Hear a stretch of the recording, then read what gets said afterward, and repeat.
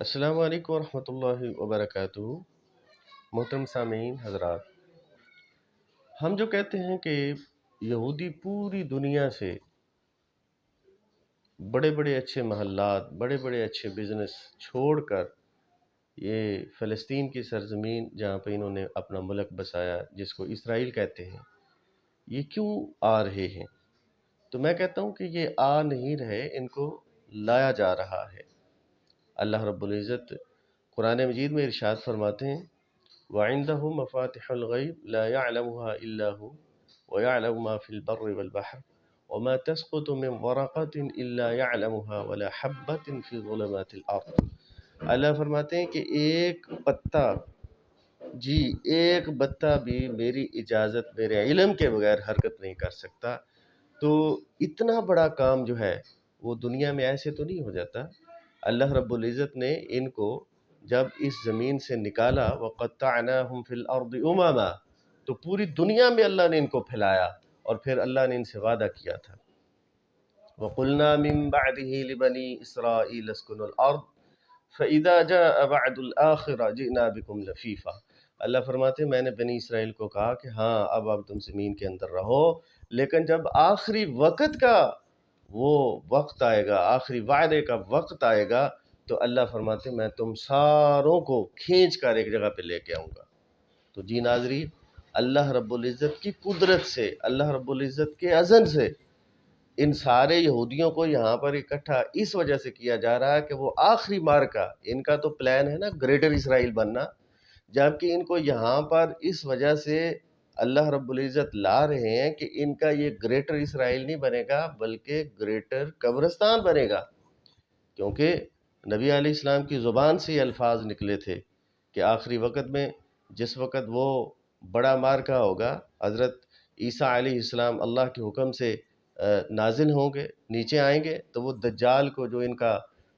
مسایہ ہوگا، جو ان کا بڑا رہنما ہوگا، جو ان کو لیڈ کر رہا ہوگا، اس کو حضرت عیسیٰ علیہ السلام نیزے کے ساتھ مقام لد کے اوپر قتل کریں گے۔ اور پھر فرمایا کہ جو یہودی ہیں ان کا قتل عام ایسے ہوگا کہ جو جس درخت کے پیچھے چھپے گا، جس پتھر کے پیچھے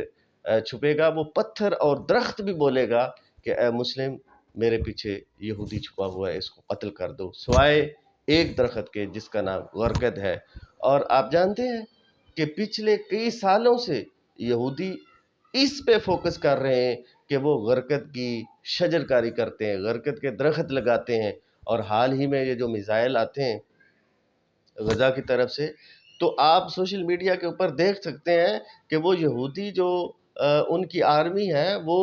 غرقد کے درخت کے سامنے چھپ رہے ہیں، ان کو شیلٹر بنا رہے ہیں۔ اور یہی وجہ ہے کہ وہ غرقد کے درخت سے اپنے جو بیرکیں ہیں ان کو بناتے ہیں، اپنے جو مورچے ہیں ان کو غرقد کی جو لکڑ ہے اس کو استعمال کرتے ہیں، کیونکہ وہ ان کو شیلٹر سمجھتے ہیں۔ اور آخری وقت وہ دور نہیں ہے کہ جس وقت یہودی جو ہیں وہ ایک ایک کر کے ان کو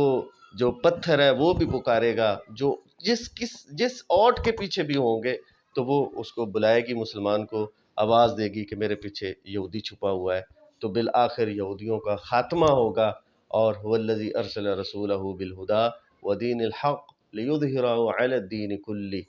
اللہ رب العزت کا جو اسلام ہے، جو دین اسلام ہے، وہ پوری دنیا کے اوپر اللہ کا نام ہی چلے گا، صرف دین اسلام ہی باقی بچے گا۔ تو محترم بھائیوں، یہ جو یہودی یہاں پہ لائے گئے ہیں، یہ خود نہیں آئے، بلکہ اللہ رب العزت نے ان کو یہاں پہ بلایا، یہاں پہ لایا ہے، اور پھر ان کا یہاں پر ان کو سزا دی جائے گی، یہ سزا کے لیے یہاں پہ آئے ہوئے ہیں۔ تو پہلے بھی سزا تو ان کے اوپر حضرت عیسیٰ علیہ السلام کے ساتھ جو انہوں نے کیا، سزا تو اس وقت کی ان کے اوپر فائنل ہو چکی ہے، یہ اپنے گناہوں میں اور اضافہ کر رہے ہیں تاکہ اللہ رب العزت کی